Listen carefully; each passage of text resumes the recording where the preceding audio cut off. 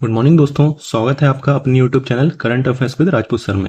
दोस्तों आज की वीडियो में हम 2 और 3 जून के सारे इंपॉर्टेंट करंट अफेयर डिस्कस करेंगे, तो वीडियो अंत तक जरूर देखिएगा। ठीक है, देखिए वीडियो स्टार्ट करने से पहले 1 जून को हमने जो भी करंट अफेयर्स के क्वेश्चन डिस्कस किए थे उसका एक शॉर्ट रिवीजन कर लेते हैं संक्षिप्त में।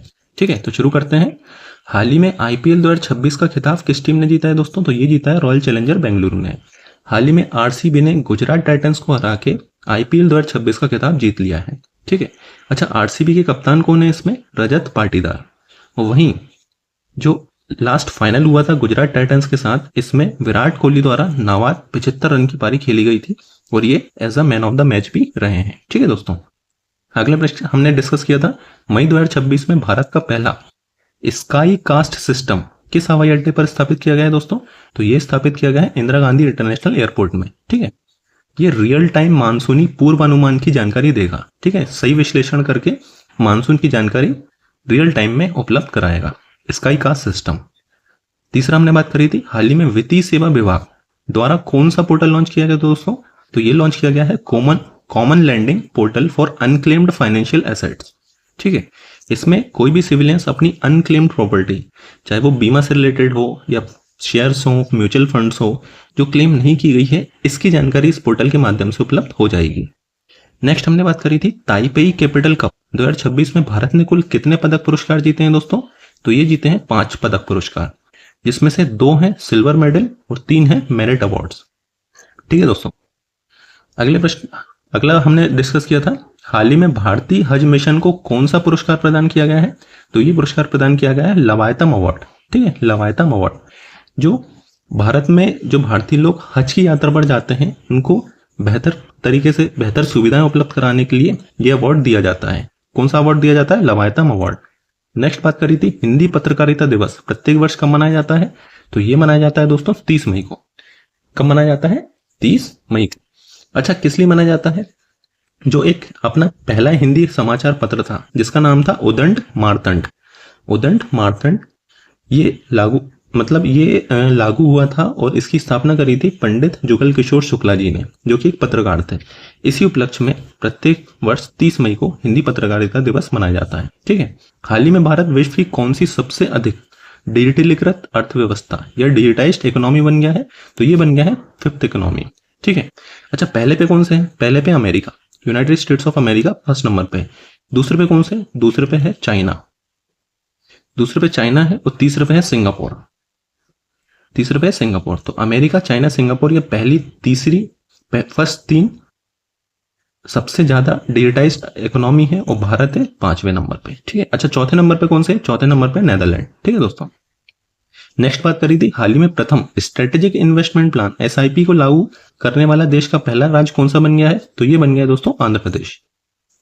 नेक्स्ट हमने डिस्कस किया था हाल ही में गोवा ने अपना कौन सा राज्य स्थापना दिवस मनाया है?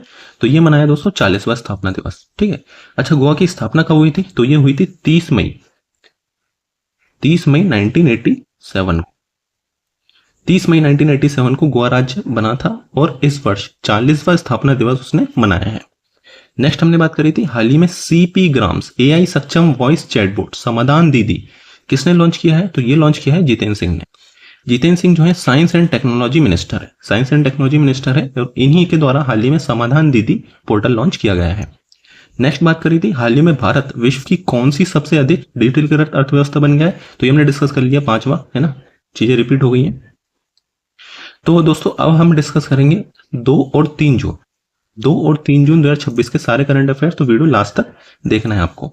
हाल ही में भारतीय नौसेना के 27वें नौसेना प्रमुख, दोस्तों बहुत इंपॉर्टेंट क्वेश्चन है, 27वें नौसेना प्रमुख के रूप में किसने पदभार ग्रहण किया है? तो ये पदभार ग्रहण किया है कृष्णा स्वामीनाथन ने।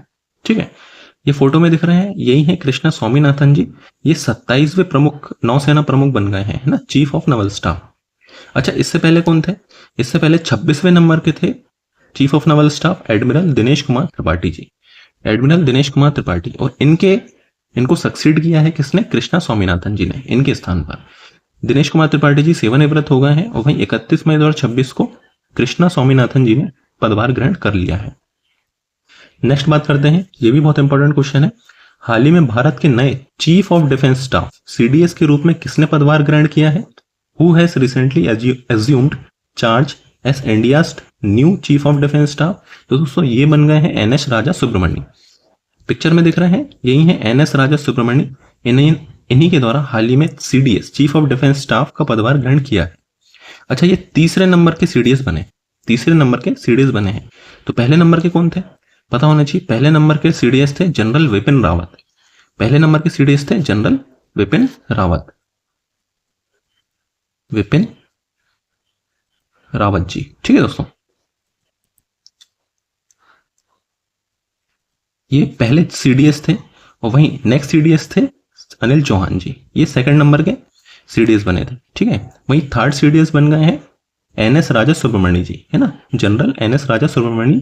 ये तीसरे नंबर के चीफ ऑफ डिफेंस स्टाफ नियुक्त हुए हैं। तो आपको पता होना चाहिए तीनों, पहले थे जनरल विपिन रावत, दूसरे थे जनरल अनिल चौहान जी, और हाल ही में बन गए हैं जनरल एन एस राजा सुब्रमण्यम। और एन एस राजा सुब्रमण्यम द्वारा 31 मई 2026 को पदभार ग्रहण किया है। ठीक है दोस्तों, अगले प्रश्न की बात करते हैं। हाल ही में सुमन कल्याणपुर, जिनका मई 2026 में निधन हुआ है, ये मुख्य रूप से किस क्षेत्र से संबंधित थी? तो दोस्तों ये किस क्षेत्र से संबंधित थी? ऑप्शन गलत टाइप हुए हैं। ये थी प्लेबैक सिंगिंग, प्लेबैक सिंगिंग, ये प्लेबैक सिंगिंग से रिलेटेड थी और इन्हीं का हाल ही में निधन हो गया है। ठीक है, इनसे रिलेटेड कुछ फैक्ट्स देख लेते हैं। इनका नाम था सुमन कल्याणपुर और इनका जन्म हुआ था 28 जनवरी 1937 को ढाका में। ढाका बांग्लादेश की कैपिटल है और यहीं पर इनका जन्म हुआ था। इनका हाल ही में निधन हो गया है 31 मई 2026 को मुंबई में, है ना। 89 वर्ष की उम्र में इनका निधन हुआ है। प्लेबैक सिंगिंग जैसे हमने डिस्कस किया, पार्श्व गायन, इसी की एक गायिका थी और किस किस भाषा में गायन करती थी? हिंदी तथा मराठी और अन्य भारतीय भाषाओं में। इनकी करियर की शुरुआत हुई थी 1950 में। वहीं इनकी विशेष पहचान बनी थी मधुर और सुरीली आवाज के लिए, काफी फेमस थे सुमन कल्याणपुर। तो मेन थी सुमन कल्याणपुर प्लेबैक सिंगिंग से रिलेटेड। ठीक है, अगले प्रश्न की बात करते हैं। हाल ही में सिंगापुर ओपन 2026 बैडमिंटन टूर्नामेंट के पुरुष युगल का खिताब किस भारतीय जोड़ी ने जीता है? दोस्तों ये जीता है सात्विक साईराज रंकीरेड्डी और चिराग शेट्टी ने। फिर से रिपीट करूंगा, सात्विक साईराज रंकीरेड्डी और चिराग शेट्टी ने हाल ही में सिंगापुर ओपन 2026 का बैडमिंटन टूर्नामेंट में पुरुष युगल या फिर मेंस डबल टाइटल जीत लिया है। ठीक है दोस्तों, तो जैसा टूर्नामेंट का नाम है सिंगापुर ओपन, ये सिंगापुर में ही आयोजित हुआ था और सात्विक साईराज रंकीरेड्डी और चिराग शेट्टी मेंस डबल में इन्होंने खिताब जीता है। ठीक है, नेक्स्ट डिस्कस करते हैं। आईपीएल 2026 के फाइनल में प्लेयर ऑफ द मैच किसे चुना गया है? Who was named as player of the match in IPL 2026? तो जैसे हमने डिस्कस किया, option number C Virat Kohli. Virat Kohli ji 75 run की पारी खेली थी इन्होंने, नवाद पारी, 75 रन की नवाद पारी खेली थी और इसी उपलक्ष्य में इन्हें प्लेयर ऑफ द मैच दिया गया है। देखिए आईपीएल 2026 के कुछ हमको फैक्ट्स पता होना चाहिए जिसके क्वेश्चन डायरेक्ट एग्जाम में फ्रेम हो सकते हैं, है ना। विजेता टीम कौन सी है? आरसीबी, रॉयल चैलेंजर बैंगलोर, और उप विजेता टीम है गुजरात टाइटंस। मतलब आरसीबी द्वारा गुजरात टाइटंस को हराया गया है। अच्छा, फाइनल कहां पर हुआ था? फाइनल हुआ था नरेंद्र मोदी स्टेडियम अहमदाबाद में, नरेंद्र मोदी स्टेडियम अहमदाबाद में। फाइनल का परिणाम जैसे हमने डिस्कस किया, आरसीबी ने गुजरात टाइटंस को 5 विकेट से हरा दिया था। Player of the match Virat Kohli, 75 run की नाबाद पारी खेली थी इन्होंने 42 गेंदों में। वहीं कप्तान आरसीबी के हैं रजत पाटीदार और गुजरात टाइटंस के कप्तान है शुभमन गिल। वहीं इंपॉर्टेंस की बात करें तो आरसीबी ने लगातार दूसरा आईपीएल ट्रॉफी जीती है। पहली आईपीएल ट्रॉफी 2025 में और दूसरी आईपीएल ट्रॉफी 2026 में। केवल 2 ही ट्रॉफी जीती हैं और लगातार 2 बार जीती हैं। नेक्स्ट प्रश्न की बात करते हैं। हाल ही में कर्नाटक के नए मुख्यमंत्री के रूप में किसे नियुक्त किया गया है? Who has recently been appointed or elected as the new chief minister of Karnataka? तो ये नियुक्त हो गए हैं option number C D K. Shiv Kumar. Picture में दिख रहे हैं यही है डी.के. शिव कुमार जी। इन्हीं को कर्नाटक के नए मुख्यमंत्री के रूप में चुना गया है। अच्छा, इससे पहले कौन थे मुख्यमंत्री? तो वो थे सिद्धरामैया जी। सिद्धरामैया जी को सक्सेड किया है डी.के. शिव कुमार जी ने। कुछ फैक्ट देख लेते हैं। अच्छा, किस पार्टी से बिलोंग करते हैं शिव कुमार जी?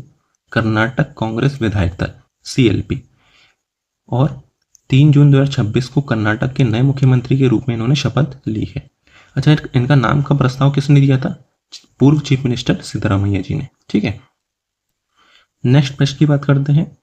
हाल ही में उत्तर प्रदेश का नया पुलिस महानिदेशक या director general of police of Uttar Pradesh किसे नियुक्त किया गया है? तो ये नियुक्त हुए हैं option number B Rajiv Krishna जी।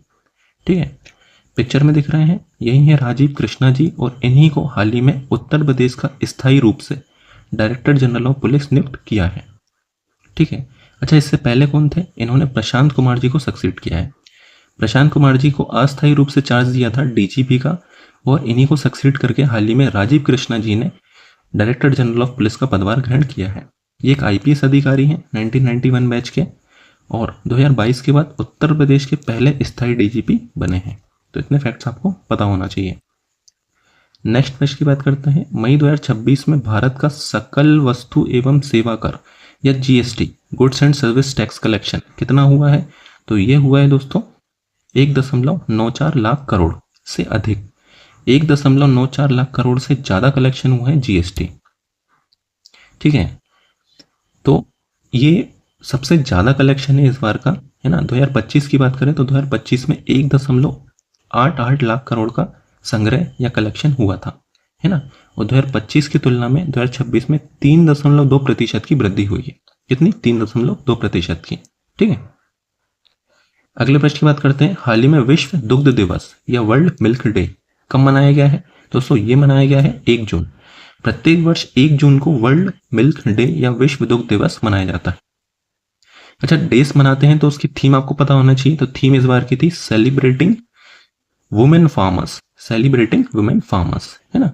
और ये किसके द्वारा मनाया जाता है? इसकी स्थापना किसने करी थी? Foods and agriculture organisation. ठीक है, फूड एंड एग्रीकल्चर ऑर्गेनाइजेशन ये जो है इटली में स्थित है। इटली की कैपिटल है रोम, यहीं पर इसका हेडक्वार्टर स्थित है फूड एंड एग्रीकल्चर ऑर्गेनाइजेशन का। मुख्य उद्देश्य क्या था? दूध के पोषण महत्व और डेयरी क्षेत्र के योगदान के प्रति जागरूकता बढ़ाना, है ना। दूध के पोषण महत्व और डेयरी क्षेत्र के योगदान के प्रति जागरूकता बढ़ाना, और इसलिए प्रत्येक वर्ष 1 जून को वर्ल्ड मिल्क डे या विश्व दुग्ध दिवस मनाया जाता है। अगले प्रश्न की बात करते हैं। मई 2026 में यूपीआई, यूनिफाइड पेमेंट इंटरफेस लेनदेन की कुल मूल्य कितना रहा है? What was the total value of UPI transactions in May 2026? तो ये रहा है दोस्तों option number C, 29.90 lakh crore. UPI के माध्यम से 29.90 मतलब लगभग 30 लाख करोड़ का लेन देन हुआ है। ठीक है, देखिए यूपीआई लेन देन की संख्या की यदि बात करें तो 23.2 बिलियन, ये भी रिकॉर्ड पे, मतलब इसका भी एक रिकॉर्ड बनाया 2026 में। टोटल संख्या है 23.2 बिलियन, और लेन देन कितना हुआ है? 29.90 लाख करोड़ रुपए। ठीक है, देखिए यूपीआई का मेंटेनेंस कौन करता है? यूपीआई को मेंटेन करता है national payment corporation of India, national payment corporation of India, है ना। यूपीआई की बात करें तो यूपीआई का फुल फॉर्म पता होना चाहिए, unified payment interface. Unified payment interface इसका फुल फॉर्म है। वहीं 2026 में सबसे ज्यादा रिकॉर्ड लेन देन हुआ है 29.90 लाख करोड़ का। अच्छा, यूपीआई लागू कब हुआ था? तो भारत सरकार द्वारा यूपीआई को लागू किया था वर्ष 2016 में। कब? 2016 में। तो इतने फैक्ट्स आप लोग को यूपीआई के बारे में पता होना चाहिए। अगले प्रश्न की बात करते हैं। हाल ही में भारत और ओमान के बीच कौन सा समझौता लागू हुआ है? Recently which agreement has come into force between India and Oman? दोस्तों ये हुआ है कॉम्प्रहेंसिव इकोनॉमिक पार्टनरशिप एग्रीमेंट या व्यापक आर्थिक भागीदारी समझौता। किन दो देशों के बीच? भारत और ओमान के बीच। ठीक है। अच्छा, ये कब हुआ है? 18 दिसंबर 2025 को मस्कट में हस्ताक्षर किए गए थे, जो अब जाके 1 जून 2026 को लागू हुआ है, सीईपीए। देखिए ओमान की बात हो रही है तो ओमान देश के आपको कुछ फैक्ट्स पता होना चाहिए, जैसे इसकी कैपिटल, ओमान की कैपिटल है मुस्कैट। क्या है? मुस्कैट। करेंसी या मुद्रा कौन सी चलती है? Omani riyal, OMR, Omani riyal इसकी कैपिटल है, सॉरी करेंसी है, कैपिटल है मुस्कैत। आधिकारिक भाषा ऑफिशियल लैंग्वेज चलती है अरेबिक। करंट में सुल्तान कौन है? सुल्तान है हैतम बिन तारिक अल सैयद, हैतम बिन तारिक अल सैयद। और वहीं राजधानी मस्कट में एक पर्ल ऑफ अरेबिया, है ना, ये अक्सर एग्जाम में क्वेश्चन पूछा जाता है कि पर्ल ऑफ अरेबिया कहां पर स्थित है? तो ये है ओमान की कैपिटल मस्कट। ठीक है दोस्तों, नेक्स्ट प्रश्न की बात करते हैं। हाल ही में अफ्रीकी देशों में कौन सा वायरस फैला है? Which virus in African countries has spreaded? दोस्तों ये फैला है एबोला वायरस। आपने हाल ही में सुना होगा एबोला वायरस काफी प्रचलन में चल रहा है। अफ्रीका कॉन्टिनेंट्स की जो कंट्रीज हैं, यहां पर एबोला वायरस से लोग संक्रमित हो रहे हैं। ठीक है। अच्छा, एबोला वायरस एक अत्यंत गंभीर और अक्सर घातक वायरल रोग है ना। वायरल रोग है मतलब ये एक दूसरे से फैलता है। एक इंसान को होगा तो उससे दूसरे को, दूसरे से तीसरे को, इस प्रकार इस बीमारी का फैलाव किया जाता है, मतलब हो जाता है, जो मनुष्यों और कुछ जानवरों को संक्रमित करता है ना। ये रोग एबोला वायरस डिसीज कहलाता है। इसके लक्षण क्या क्या है दोस्तों? तेज बुखार, बहुत तेज फीवर रहता है, सिर दर्द, मांसपेशियों में दर्द, है ना, कमजोरी होती है, वीकनेस, उल्टी और दस्त की शिकायतें होती हैं, वहीं पेट में दर्द। इस प्रकार के इसके कोई लक्षण है। ठीक है। अच्छा, एबोला वायरस का नाम एबोला क्यों पड़ा हुआ, ये आपको पता होना चाहिए। तो जो कांगो लोकतांत्रिक गणराज्य जो है ना, वहां पर एक नदी थी, एबोला नदी, है ना। इसके जो आसपास के क्षेत्र थे वहां के लोग को एक वायरस हो गया था जिसमें इस प्रकार के लक्षण दिखाई देते थे, है ना, और काफी तेज ये डिसीज फैली थी। और इसी के कारण जो एबोला नदी थी, इसी के कारण इस डिसीज का नाम एबोला वायरस रख दिया गया। ठीक है दोस्तों, अगले प्रश्न की बात करते हैं। हाल ही में पश्चिमी नौसेना कमान के flag officer commanding in chief का पदभार किसने संभाला है? Who has recently assumed charge as the flag officer commanding in chief FOC of the Western Naval Command? दोस्तों ये संभाला है option number C, R Hari Kumar ने। ये पिक्चर में दिख रहे हैं, यही है आर हरि कुमार, और इन्हीं के द्वारा flag officer commanding in chief का पदभार ग्रहण किया है। ठीक है दोस्तों, तो दोस्तों ये थी आज की सारी इंपॉर्टेंट करंट अफेयर्स। ठीक है, इस प्रकार की करंट अफेयर्स की वीडियो मैं डेली अपलोड करता हूँ, और साथ ही जब एक सप्ताह या एक महीने की करंट अफेयर्स हो जाती है तो हम लोग इसका रिवीजन भी करते हैं। तो आपको पुराने वीडियोस भी नहीं देखना है, कंटिन्यू वीडियोस देखते रहिए, मैं रिवीजन भी पूरा कराऊंगा। बहुत ही विस्तार में हम चीजें डिस्कस करते हैं, और करंट अफेयर्स के क्वेश्चन इससे बाहर नहीं जाएंगे, आप किसी भी एग्जाम्स में देख लीजिएगा। ठीक है दोस्तों, तो वीडियो अच्छी लगी है तो लाइक सब्सक्राइब करना ना भूलें। Thank you.